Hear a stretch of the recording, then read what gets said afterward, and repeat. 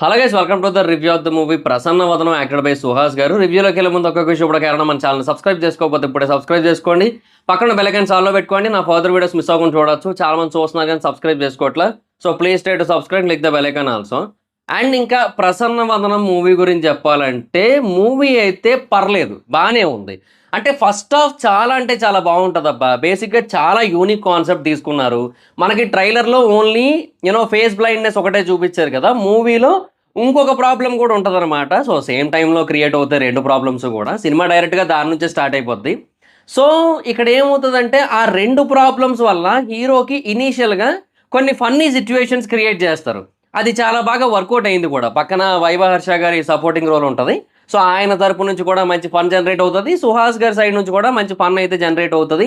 So first half చాలా బాగా అనిపిస్తది. And in fact interval point time వరకు కూడా సినిమా చాలా బాగా వెళ్తుంది అనే కైండ్ ఆఫ్ ఫీలింగ్ అయితే వస్తది.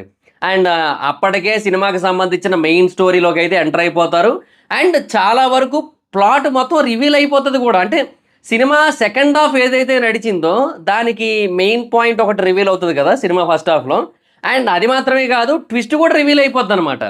సో ఆ పర్టిక్యులర్ టైం వరకు కూడా సినిమా బాగా వెళ్తున్న ఫీలింగ్ వస్తది. ఒక పక్కేమో ఫన్ జనరేట్ అవుతది. ఓ పక్కేమో ఆ స్టోరీ గూడా ఉంది. అండ్ మరొక పక్కేమో ఈ 2 ప్రాబ్లమ్స్ పెట్టుకొని హీరో ఇప్పుడు ఈ పెద్ద ప్రాబ్లమ్ ఏదైతే వచ్చిందో దాని నుంచి ఎలా ఫేస్ చేస్తాడు, ఇవన్నీ కూడా అనిపిస్తాయి. సరే అక్కడ వరకు బానే ఉంది.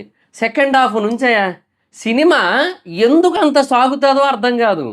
ఇంకొకటేంటంటే కొన్ని చోట్ల చాలా సిల్లీగా అనిపిస్తది సినిమా. చాలా ఇల్లాజికల్ అనిపిస్తూ ఉంటది. బేసిక్‌గా మనోడు ఏవేవో చేసేస్తుంటాడు హీరో. కానీ అంత పెద్ద ఆఫీసర్స్ ఉంటారు. మొత్తం పోలీస్ డిపార్ట్‌మెంట్‌లో పెద్ద పెద్ద ఆఫీసర్స్ ఉంటారు. వాళ్ళెవరు కనీసం పట్టుకొని కూడా పట్టుకోలేకపోతుంటారు. ఏమీ చేయలేకపోతుంటారు. సో నాకది చాలా అంటే చాలా సిల్లీగా అనిపిచ్చింది. అండ్ దట్ ఇంకోటేంటి, కంటిన్యూషన్ ఇష్యూస్ గూడా ఉన్నాయి మళ్ళీ. ఇప్పుడు ఇనీషియల్‌గా మొత్తం సినిమా అంతా కూడా స్టార్టింగ్ అంతా బ్లాక్ కార్ చూపిస్తారు. ఆ తర్వాత ఏమైంది, ఒక పర్టిక్యులర్ సీన్ ఉంటది. ఒక ఎస్ఐకి హీరో ఫస్ట్ టైమ్ కనిపిస్తాడనమాట. అప్పుడే హీరోయిన్ కార్ కీ తీసుకొనొచ్చి హీరోకిస్తది. ఇది మీకు నేను చెబితే అర్థం కాదు గానీ మీరు మూవీ చూస్తేనే అర్థమవుతది. సో ఆ పర్టిక్యులర్ టైమ్ నుంచి గూడా బ్లాక్ కార్ పోయి బ్లూ కార్ వస్తది.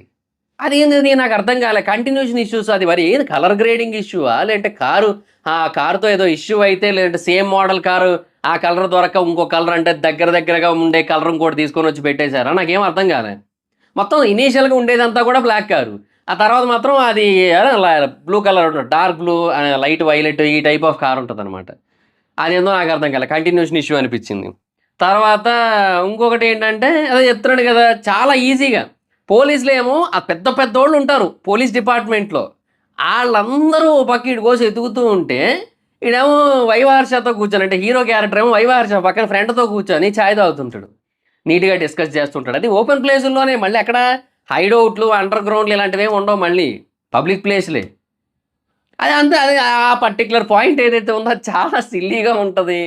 నవ్వొస్తది ఆ టైంలో. సో అది మ్యాటర్. బట్ మళ్ళీ క్లైమాక్స్ అద్భుతంగా రాశారు. బేసిక్‌గా రైటింగ్ ఈ సినిమాలో చాలా బావుంది. అంటే ఆ టైప్ ఆఫ్ ప్రాబ్లమ్ క్రియేట్ చేయడం అనేది ఒక ఎత్తు. ఆ క్రియేట్ చేసిన ప్రాబ్లమ్‌కి తగ్గట్టుగా కామెడీ సిట్యుయేషన్స్, ఆ క్రియేట్ చేసిన ప్రాబ్లమ్‌కి తగ్గట్టుగా సినిమాకి సంబంధించిన మెయిన్ ప్రాబ్లము, ఇవన్నీ క్రియేట్ చేయడం చేశారు వాళ్ళు. సో నాకైతే అది బాగా అనిపించింది. సో రైటింగ్ పరంగా బానే ఉంది. అంటే మెయిన్ పాయింట్‌ని తీసుకోవడం అండ్ కొన్ని సీన్స్‌ని రాసుకోవడం పరంగా. బట్ సెకండ్ హాఫ్‌లో స్క్రీన్ ప్లే మాత్రం ఇలా సాగుతది మొత్తం అంతా కూడా. అసలు ఒక పాయింట్ ఉంటది, మెజిస్ట్రేట్ అనే పాయింట్. ఆ పాయింట్‌ని సినిమాలో చాలా ఎర్లీగా తీసుకురావచ్చు సెకండ్ హాఫ్‌లో. బట్ దాన్ని తీసుకొని లాస్ట్ వరకు లాగుతారా? బట్ లాస్ట్ 15 నిమిషాలు మాత్రం నెక్స్ట్ లెవెల్‌లో ఉంటది. కానీ అక్కడ కూడా మళ్ళీ ఒక లాజిక్ మిస్ చేశారు. అంటే ఒక సీన్ ఉంటది, ఫర్ ఎగ్జాంపుల్ ఇది నేను మీకు చెప్పకూడదు అనుకుంటున్నాను, స్పాయిలర్ అవుతదని గానీ. బట్ చెబుతున్నా, హీరో క్లైమాక్స్‌లో ఫస్ట్ ఒక పొరపాటు చేస్తాడు. ఒక ట్యూబ్ లైట్ చేతిలో పట్టుకొని ఒక పొరపాటు చేస్తాడు. మళ్ళీ నెక్స్ట్ సీన్‌లోనే హీరో ఆ పొరపాటుకి రియలైజ్ అయిపోయి మొత్తం ప్రాబ్లమ్ మొత్తాన్ని కూడా రెక్టిఫై చేయడానికి ట్రై చేస్తుంటాడు. ఈ గ్యాప్‌లో అసలు ఏ సీను చూపించలేదు మనకి. మరి ఎలా తెలిసింది? తను అంటే తను తప్పు చేసినట్టుగా, తను ఒక మిస్టేక్ చేసినట్టుగా తనకెలా తెలిసింది అనేది నాకు ఇప్పటికి అర్థం కాలేదు నాకు. నెక్స్ట్ వెంటనే వస్తది పోనీ. మధ్యలో ఏ సీన్‌లు ఉండవు. వేరే సీన్‌లేమి ఉండవు మధ్యలో. నాకది అర్థం కాలే. సో ఇట్లాంటి కొన్ని కొన్ని ఎర్రర్స్ ఉన్నాయన్నమాట.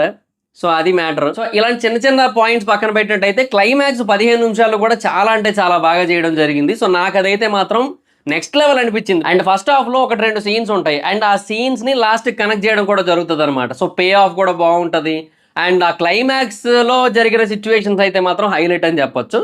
బట్ ఇంకొకటి ఏంటంటే ఒక క్యారెక్టర్ ఉంటుంది. ఆ క్యారెక్టర్ ఏంటంటే మొదటి నుంచి కూడా చాలా కన్‌ఫ్యూజ్డ్‌గా, క్లమ్జీగా ఉంటాడనమాట. సో, తడబడుతూ, కంగారు పడుతూ ఉంటాడు. ఆ క్యారెక్టర్‌ని లాస్ట్‌కి ఏం చేశారో చూపించలేదు. అంటే ఆ క్యారెక్టర్ ఇన్వాల్వ్ అయ్యి, ఆ క్యారెక్టర్‌కి జరిగిందంతా తెలిస్తే బాగుండేమో అనిపించింది నాకైతే. అది మరి జరిగింది అనుకోవడమే మనం ఇంకా. అవేవి కూడా చూపించలేదనమాట. సో, క్లైమాక్స్ బానే ఉంది. పర్ఫెక్ట్‌గా ఇచ్చారు. కాకపోతే ఇంకా ఏదో కొంచెం అన్‌ఫినిష్డ్‌గా అనిపించిందనమాట ఆ లాస్ట్ పోర్షను. సో, అది మ్యాటర్. బట్ ఓవరాల్‌గా ఫస్ట్ హాఫ్ అయితే చాలా బావుంది. అండ్ క్లైమాక్స్ 15, 20 నిమిషాలు బావుంటది. అండ్ సెకండ్ హాఫ్‌లో కూడా కొన్ని సీన్స్ పరంగా ఓకే గానీ, అది అనవసరంగా చాలా అన్నెసెసరీ సీన్స్ పెట్టేసి బాగా డ్రాగ్ చేసేసారు. అది వచ్చిన ప్రాబ్లమ్ అంతా కూడా. సో, అది మ్యాటర్. సో, అందుకే ఓవరాల్‌గా మూవీ అయితే మాత్రం పర్లేదు బానే ఉంది అన్నట్టయితే ఉంటది. ఎందుకంటే ఆ కాన్సెప్ట్ ఫస్ట్ హాఫు, దాని ప్రెజెంటేషను, క్లైమాక్సు. సో, అది మ్యాటర్. సెకండ్ హాఫ్‌లో చాలా వరకు ఇబ్బందిగానే ఉంటది. ఇంక ఆర్టిస్టుల పర్ఫార్మెన్స్ అయితే మాత్రం అందరూ బాగా చేశారు. అందులో నో డౌట్ ఎట్ ఆల్. బేసిక్‌గా కాన్సెప్ట్ ఏదైతే తీసుకున్నారో దానికి 100% న్యాయం చేశారు ఆర్టిస్టులందరూ కూడా. ఎస్పెషల్లీ సుహాస్. బేసిక్‌గా సుహాస్ గారు చాలా అంటే చాలా ఎక్స్ట్రార్డినరీ యాక్టర్. అది తెలిసిపోతుంటది ప్రతి సినిమాలోని కూడా.